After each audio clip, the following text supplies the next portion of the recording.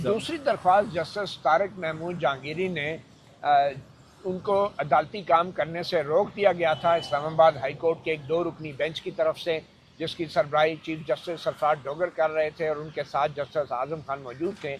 तो जस्टिस तारिक महमूद जहांगीरी ने अदालती काम से रोके जाने के उस अदालती हुक्म के ख़िलाफ़ सुप्रीम कोर्ट में ये अपील दायर की है और इसके अंदर भी उन्होंने 4 बुनियादी सवाल उठाए हैं, जिसमें सबसे पहला सवाल तो उन्होंने ये उठाया है कि क्या हाई कोर्ट का कोई भी बेंच किसी भी ऐसी रिट दरख्वास्त को वसूल कर सकता है, इंटरटेन कर सकता है या सुन सकता है जिस दरख्वास्त में उसी हाई कोर्ट के दूसरे जज के ख़िलाफ़ कोई इल्ज़ाम लगाया गया हो। तो क्या हाई कोर्ट का एक जज या एक बेंच अपने किसी साथी जज या बेंच के ख़िलाफ़ कोई रेट ऑफ को वारंटो सुन सकता है या नहीं, ये एक सवाल है।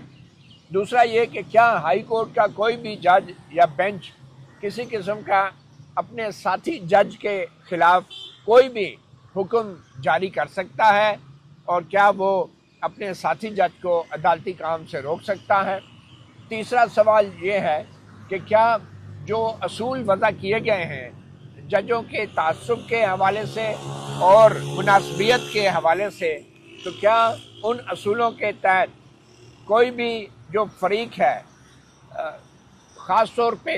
जब वो जज ख़ुद फरीक हो किसी मामले में, तो वो अपने मुखालिफ फरीक जज के ख़िलाफ़ कोई मुकदमा सुन सकता है। शायद वो तवज्जो दिला रहे हैं सुप्रीम कोर्ट की अपील में कि जस्टिस तारिक महमूद जहांगीरी ने चीफ जस्टिस सरफराज डोगर की सीनियरिटी को चैलेंज किया रखा था सुप्रीम कोर्ट में, जो अभी भी जिसकी इंट्रा कोर्ट अपील पेंडिंग है। तो क्या चीफ जस्टिस सरफराज डोगर जो हैं वो जस्टिस तारिक महमूद जहांगीरी के ख़िलाफ़ कोई केस सुन सकते थे या नहीं।